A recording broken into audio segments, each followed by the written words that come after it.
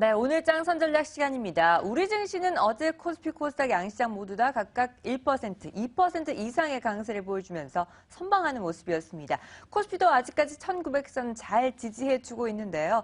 하지만 어제 중국 증시가 급락세를 또 시현했죠. 마지노선이라고 할 수 있는 3000선이 붕괴가 됐고 간밤에 뉴욕 증시도 일제히 급락세를 보여주면서 그 후폭풍이 오늘 불어닥치진 않을까 걱정입니다. 오늘 시장에 대한 전망과 함께 전략을 세워보도록 하겠습니다. 한국투자증권 이프렌드웨이의 박지영 차장과 함께합니다. 안녕하십니까?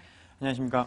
네, 중국 증시가 어제 또 추가적인 하락세를 보여줬습니다. 마지노선이라고 할 수 있었던 3000선이 붕괴가 되면서 일단 시장의 험한 분위기를 형성하고 있는데요. 사실 중국에서 무역 수지가 개선이 되면서 그래도 기대감이 있었습니다만 왜 이렇게 또 하락세를 시현하는 걸까요?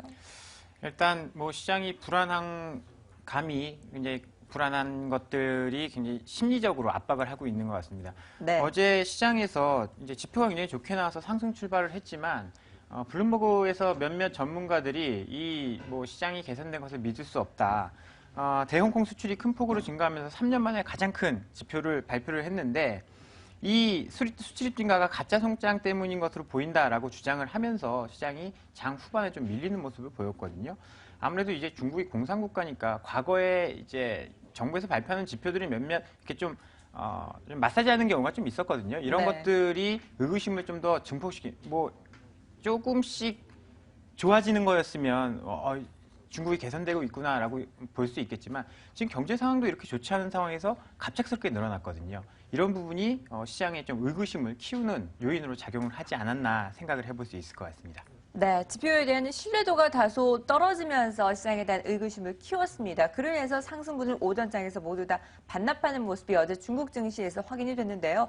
중국 증시도 어제 하락을 했고 간밤에 뉴욕 증시도 3자지수 모두 다 일제히 하락세로 마무리를 지었습니다. 자, 그렇다면 오늘 우리 증시 다시 하락에 대비를 해야 되진 않을까 걱정인데 어떻게 대비를 해야 될까요? 일단 가장 큰 것은 저는 환율이라고 생각을 합니다. 지금 네. 중국이 2016년도 들어서 폭락을 한 이유는 위안화가 급격하게 상승을 했기 때문이거든요. 어제 우리 주가와 중국 주가의 차이점은 저는 환율이라고 보는데요. 어제 위안화는 고시환율이 소폭 상승해서 출발을 했습니다. 그럼에도 불구하고 우리는 6원 정도 하락을 했거든요. 최근의 흐름을 보면 위안화와 동조돼서 움직이는 경우가 굉장히 많습니다. 거의 이제 상관계수가 0.8 정도, 거의 똑같이 움직인다라고 보시면 될 것 같은데요. 그 이유는 이제 해외에서 이제 위안화의 대체 통화로 원화를 좀 지목하는 경우가 많았습니다. 그러다 보니까 위안화와 같은 흐름을 보였고요. 위안화 약세에 따라서 우리도 환율이 1,200원대까지 상승을 했었는데 이런 부분들이 시장에 좀 불안 요인으로 작용을 하고 있다라고 보시면 될 것 같습니다. 환율의 흐름을 한번 좀 보시죠. 위안화와 원화의 최근 환율 흐름을 보시면요. 거의 동일하게 움직이는 모습을 찾아보실 수가 있을 겁니다. 뭐 그렇지만 일본, 엔화와는 반대 흐름을 보이고 있거든요. 이게 어떤 의미를 가지느냐. 아시아 통화인데 왜 위안화는 계속 위안화와 원화는 약세고 엔화는 강세를 보이느냐.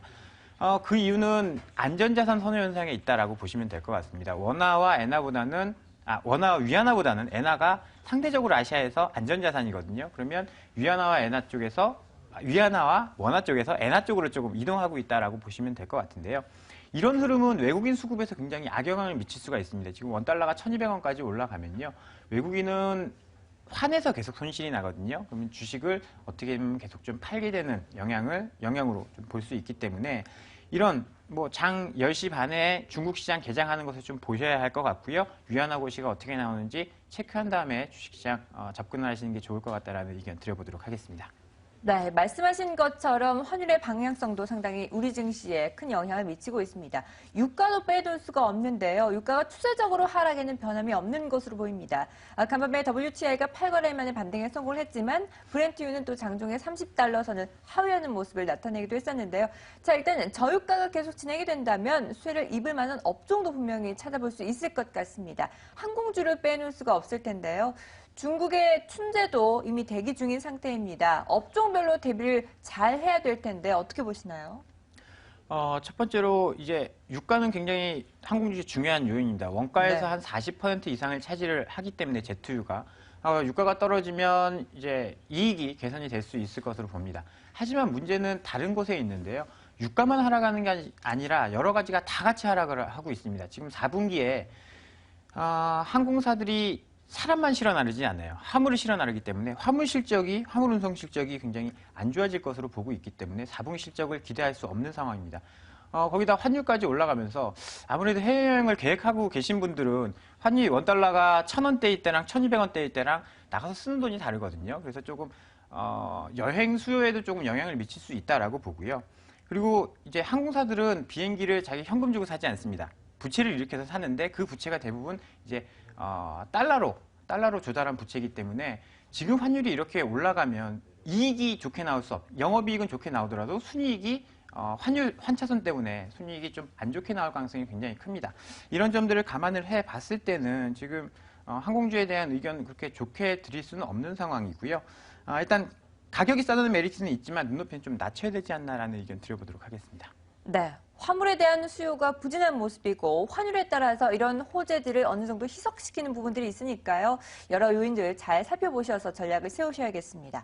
자, 그렇다면 저유가로 인해서 또 단골 수혜주로 등장하는 종목군들이 있죠. 바로 페인트주들입니다. 지금 들어가도 되는지도 궁금하고요. 그리고 그에 따라서 수혜가 어느 정도인지도 궁금하네요. 업종 내에서 종목들을 좀 추려주시죠. 일단 페인트는 이제 건설주와 연결해서 봐야 되는데요. 어제 건설주가 급등하면서 페인트주도 같이 올라가는 모습인데 네. 일단 분양이 되고 나서 한 2년 정도 되면 페인트를 사용을 하게 됩니다. 뭐 거의 완공 단계에서 페인트를 사용하게 되는데 일단 실적은 앞으로 한 1, 2년까지 좋아질 것으로 봅니다. 왜냐하면 2015년도에 분양이 최대 물량이었기 때문에 좋아질 것으로 보는데 앞으로 건설주 반등이 지속되는지를 체크를 해봐야 할 것 같고요. 페인트주가 그렇게 많지 않아요. 뭐 KCC, 사마페인트, 노르페인트 뭐 이런 종목들이 있는데 사마페인트 같은 경우에는 밸류에이션이 좀 싼 편이고요. 대신에 실적의 성장성은 조금 다른 페인트주보다 덜했습니다. 지금까지. 노른페인트 같은 경우에는 밸류에이션은 조금 더 비싼데 이익은 점진적으로 늘어나고 있는 상황이고요. 사실 지금 상황에서 고르긴 굉장히 어려운데요. 추이를 지켜보면서 가장 강하게 올라가는 것을 좀 선택하는 것도 하나의 방법이 될 수 있을 것 같습니다. 최근에 워낙 많이 빠졌기 때문에 탄력성이 좋은 종목을 고르는 게 하나의 방법이 될 수 있겠다라는 의견 드려보도록 하겠습니다. 네, 따라서 페인트 관련주 중에서는 노르페인트와 사마페인트를 관심 종목으로 꼽아주셨습니다. 앞서 말씀을 해주셨다시피 건설주들이 어제 두드러지는 움직임을 보여줬는데요. 특히나 GS건설 같은 경우에는 3개월 만에 1조 1,000억 원가량의 미청구 금액을 줄이면서 실적에 대한 개선세를 보여주고 있습니다. 그렇다면 건설주 업황 자체가 개선이 되고 있다라고 봐도 되는 건지 아니면 섣부른 판단이라고 봐야 될까요? 어떻게 보시나요? 일단 미천공사 금액이 감소했다는 건 굉장히 뭐 반가운 소식인데요. 일단 주변 업황의 개선세가 나타나고 있다라고 판단하기 좀 어려울 것 같습니다. 저유가가 이제 중동 플랜트 시장을 좀 얼어붙게 만들 것으로 보이고 있고요. 일단 이제 건설업체들이 구조조정을 통해서 뭐 이제 필요 없는 살들을 다 빼내고 건전해졌다라고는 하지만 전반적으로 대형사들이라든지 해외 플랜트를 하는 업체들이 망하거나 하진 않았거든요. 그런 구조조정이 저는 필요하다라고 봅니다. 반도체 업체, 하이닉스라 삼성전자 뭐 이렇게 치킨 게임이 끝난 다음에야 이제 주가가 오르기 시작했거든요. 이제 그러한 구조조정이 없이는 조금 본격적인 상승은 어려울 것이다라고 보고요. 또 하나 이제 국내 부동산 경기가 2015년을 고점으로 조금 뭐 횡보하거나 조금 하락한다라고 봤을 때 이런 점들도 좀 부담 요인으로 작용하지 않을까라는 의견 드려보도록 하겠습니다. 네, 아직 건설주들 헤쳐나가야 할 길이 먼 것으로 파악이 되고 있습니다. 자, 그렇다면 오늘 시장 전체적인 전략과 함께 관심 종목을 확인해 보도록 하죠. 시장 대응해 볼 만한 종목은 있나요? 시장이 굉장히 흔들리고 있습니다. 특히 10시 30분 중국시장 개장한 이후로 좀 흔들리고 있는데요. 10시 네. 30분 중국시장 그리고 위안화 환율 고시 보시고 시장 접근하시는 것을 권해드리겠고요. 개장 시간을 바꿔야 될까 봐요. 뭐 그럴 수 있으면 뭐 그러면 되겠지만 또 그것은 뭐 변동성이 좀 심해지는 일이기 때문에 일단은 10시 반 때 이제 관심 있게 보시면 좋을 것 같고요. 관심 네. 종목으로는 나스미디어라는 종목을 좀 제시를 해드리도록 하겠습니다. 모바일과 IPTV 등 주요 광고 시장 성장하면서요. 2015년도 사상 최대 실적을 기록을 했습니다. 이런 실적이 올해까지 이어질 것이냐, 이어질 것으로 보고 있는데요. 그 이유는 모 회사가 KT입니다. KT가 인터넷 전문은행 진출을 하기 때문에 여기에 대한 마케팅을 진행을 할 것으로 보고 있고요. KT 야구단이 작년부터 영업을 이제 제19단으로 진입을 하게 됐습니다. 그래서 KT 야구장 마케팅까지 작년부터 진행을 하기 시작을 했기 때문에 외형적인 성장, 실적 개선세 계속될 것으로 보고 있고요. 이런 높은 성장성 올해도 지속될 것으로 보고 있기 때문에 나스미디어 성장주로 그리고 실적 호전주로 한번 제시를 해드려 보도록 하겠습니다. 네, 오늘도 중국 증시 흐름 꼭 체크해 보시고요. 관심 종목으로는 나스미디어를 꼽아주셨습니다. 지금까지 한국투자증권 이프렌드웨어 박지영 차장과 함께했습니다. 말씀 감사합니다.